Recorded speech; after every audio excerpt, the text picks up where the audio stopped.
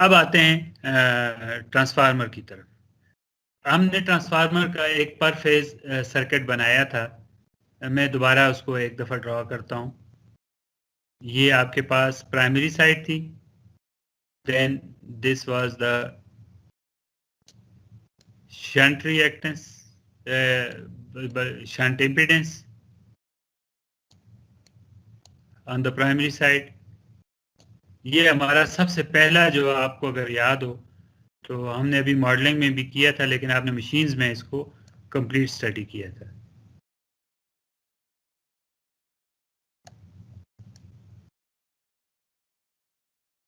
That is secondary side series reactance. अब आपके पास इसको मैं ZP कह देता हूँ और इसको मैं ZS कह देता हूँ, और we call it, let's suppose we call it ZM कह देते हैं। Okay, here it was VP, IP, IS, VS। ये आपका जो है ट्रांसफार्मर का जो है वो सिंगल फेज ट्रांसफार्मर का जो आपने इक्विवेलेंट सर्किट जो है वो ड्रॉ किया था। ये पर फेज में, अगर 3 फेज कहें तो ये पर फेज उसका था, हर एक फेज में ये आपके पास ये सर्किट मौजूद हो। नॉर्मली ये क्या क्या कंट्रीब्यूशंस हैं हर एक कंपोनेंट की, that this ZP contributes primary series impedance या लीकेज इम्पीडेंस, दैट इंक्लूड्स, ये जिस तरह कोर की बेसिक प्रॉपर्टी है कि हर एक कॉइल की, जो कॉइल की, कि हर एक कॉइल की रेजिस्टेंस होती है और उसमें सेल्फ इंडक्शन होती है। ठीक है जी, सेल्फ इंडक्टेंस है, और ये दोनों कंट्रीब्यूट करते हैं। प्राइमरी दो कॉइल्स हैं, तो प्राइमरी साइड पे भी है और सेकेंडरी साइड पे भी। ये आपके पास आइडियल ट्रांसफार्मर है, दैट रिप्रेजेंट्स टर्न रेशियो, कि वोल्टेज यहाँ से प्राइमरी से सेकेंडरी पे कितना स्टेप अप स्टेप डाउन होती है। That portion ZM represents the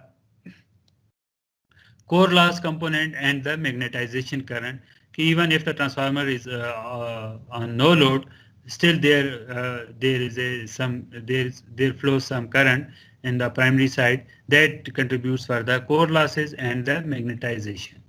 Okay, normally इसकी वैल्यू बहुत कम होती है, और फिर हमने इसको फर्दर सिंप्लीफाई किया था इस सर्किट को, और ये हमने इसको अगर सारे ड्रॉ करने चलें, मैं सिंपल बॉक्स बना के, ये ZP है, ये आपके पास ZM है, और देन दिस वाज ZS ना। हमने ट्रांसफार्मर को इसके बाद जो है वो रिमूव कर दिया था, आइडियल ट्रांसफार्मर को भी वो इफेक्ट हमने इसमें शामिल कर लिया था ZS में।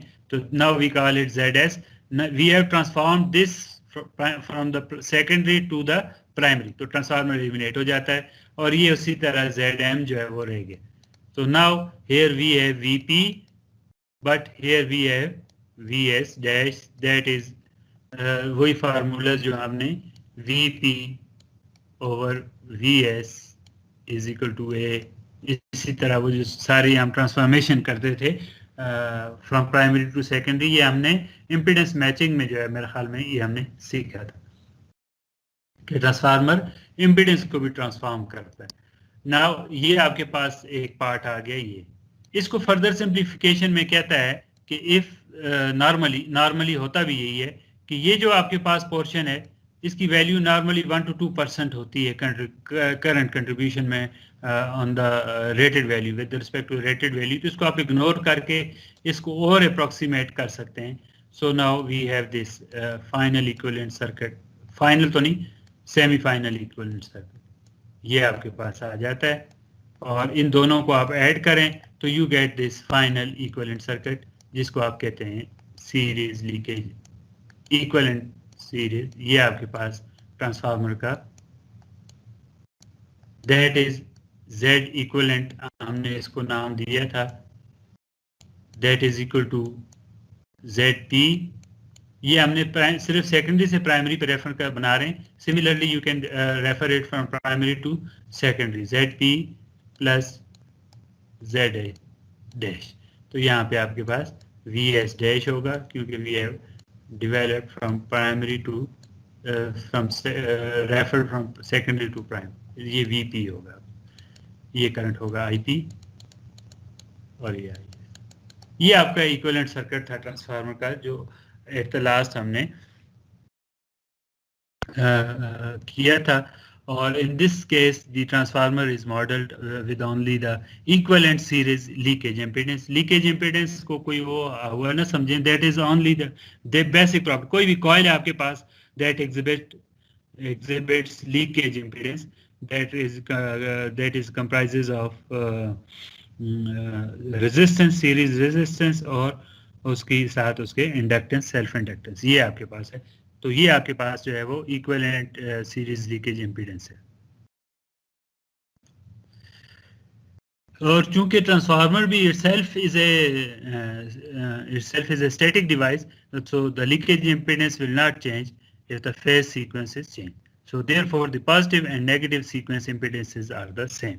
यहाँ पे भी वही बात, अभी तीनों में तकरीबन देखें वही बात चल रही है. First we have derived for the load, so both were having ZS. Only difference was with the zero sequence impedance, that was ZS plus 3ZN. तो ये 3ZN का कंसेप्ट सबके साथ तकरीबन सेम चलेगा, इसमें भी वही होगा. Now, if the transformer permits zero sequence current flow at all, the phase impedance to zero sequence is equal to the leakage impedance, and जो हमारा जो 10.43 है equation, that will be followed. Z0 Z is equal to Z1 is equal to Z2 is equal to ZL. ठीक है जी.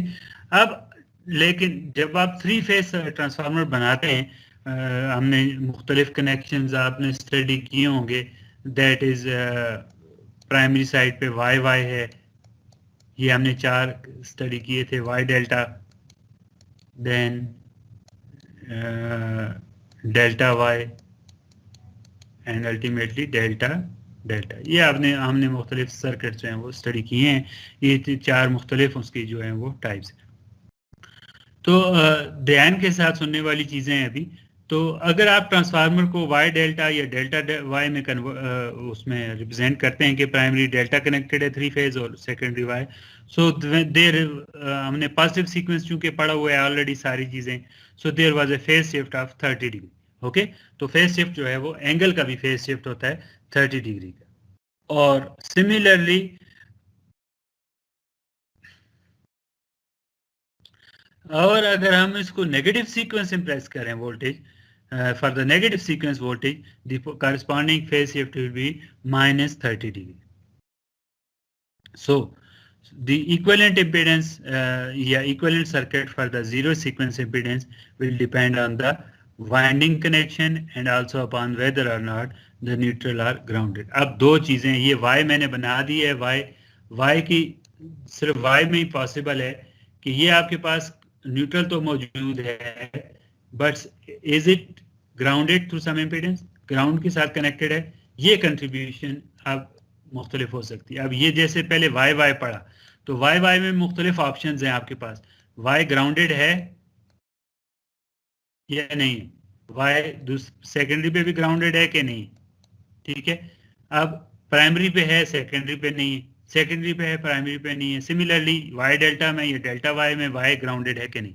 ये 4 circuits जो हैं वो हमने आगे मुख्तलिफ इसकी कॉन्फ़िगरेशंस को देखने हैं. जस्ट गो थ्रू करेंगे आप, अल्टीमेटली जब एग्जांपल सॉल्व करेंगे तो ये आपको और ज़्यादा अंडरस्टैंडिंग जो है वो क्लियर कर देगा. This is Y grounded.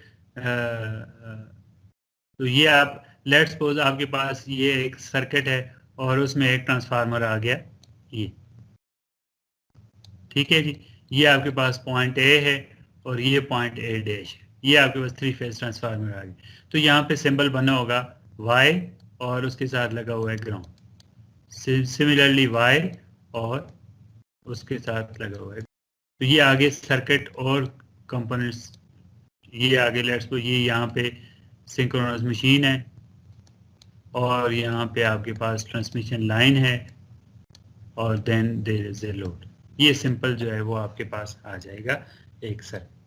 अब इसको कैसे जो है वो, जब आप इसका सीक्वेंस नेटवर्क हर एक का बनाएंगे तो कैसे बनाएंगे, 3 सीक्वेंस नेटवर्क हमने डेवलप करने। ओके, तो 3 सीक्वेंस नेटवर्क कैसे आप जो है वो डेवलप करेंगे इस, तो ये देखना होगा। तो अब अगर आप इसको देखें तो इट इज वाई ग्राउंडेड,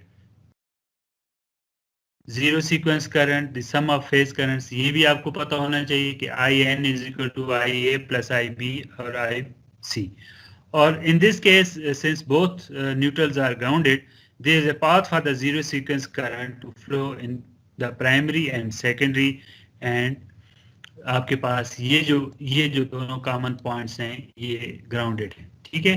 तो यहाँ पे आप इसका जो इक्विवेलेंट सर्किट बनाएंगे वो ये फिगर आपने ये शो किया हुआ है, there is a connection between A and A dash, ठीक है, और ये आपका पर फेज में जीरो सीक्वेंस में ग्राउंड पॉइंट होगा, ठीक है। इसके बाद आप देखते हैं, अब ये देखें जिस तरह भी आप, ये वाई अनग्राउंडेड है तो सेकेंडरी साइड पे ग्राउंड के साथ कोई कनेक्शन नहीं है, सो दैट मीन्स कि ए और ए डैश के दरमियान अब कॉमन कुछ नहीं है, करंट जो है वो जीरो सीक्वेंस करंट जो है वो सेकेंडरी साइड पे जीरो है, तो that current can be zero, जब हम उसको ओपन कर दें तो दैट मीन्स ये जीरो सीक्वेंस करंट जो है वो सेकेंडरी साइड पे जीरो है। तो अब आप इसको ऐसे ड्रॉ करेंगे। सिमिलरली अब आप यहाँ पे देखें वाई और डेल्टा, तो वाई तो ग्राउंडेड है बट डेल्टा का जो करंट है, जो न्यूट्रल का जो अनबैलेंस करंट्स होता है वो डेल्टा के अंदर ही फ्लो करता है, बाहर नहीं निकलता, ग्राउंडेड। सो दैट्स वाई हम इसका जो इक्विवेलेंट सर्किट है, no zero sequence current can leave the delta terminal. ये इंपॉर्टेंट पॉइंट ये जो है ये यहीं पे इसके अंदर जो है आपको पता है कि वाई में जो न्यूट्रल अनबैलेंस करंट हो अगर तो न्यूट्रल की तरफ फ्लो करे तो वो अनबैलेंस करंट न्यूट्रल ग्राउंडेड हो तो वो फ्लो कर सकता है, लेकिन डेल्टा में आपके पास ऐसी कोई फैसिलिटी मौजूद नहीं, कोई कॉमन पॉइंट नहीं होता और कोई ग्राउंड कनेक्शन नहीं होता कभी भी। सो दैट्स वाई उसका अगर अनबैलेंस करंट हो तो बैलेंस करंट, ये तो नेटवर्क ये नॉर्मल करंट्स तो ये फ्लो करेंगे but unbalance current will flow in the delta network, इसी डेल्टा नेटवर्क के अंदर जो है वो करंट जो है फ्लो करेगा। So no zero sequence current can leave the delta terminal, so there is a isolation between the primary and secondary side। तो इसका इक्विवेलेंट नेटवर्क जो है वो ये ऐसा होगा, जब हम सर्किट बनाएंगे तो इसको हम ऐसे बनाएंगे। जैसे ही आगे देखें ये वाई डेल्टा प्राइमरी और सेकेंडरी साइड पे, देन व्हेन उसमें जो न्यूट्रल हैं ग्राउंडेड नहीं है दोनों, तो there is isolation between the neutral, तो zero sequence current can not flow. तो इसका जो है वो हम इक्विवेलेंट सर्किट जो है वो ऐसे ड्रॉ करें।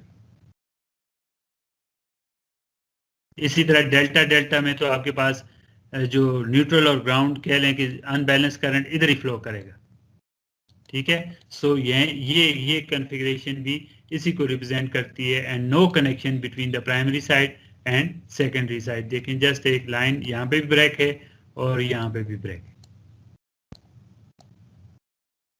ठीक है। सो ये आपके पास डेल्टा डेल्टा कनेक्शन आ गया। यहाँ तक बात आपके पास जो है वो सारी स्टैटिक डिवाइसेस जो हैं वो खत्म हो गई हैं।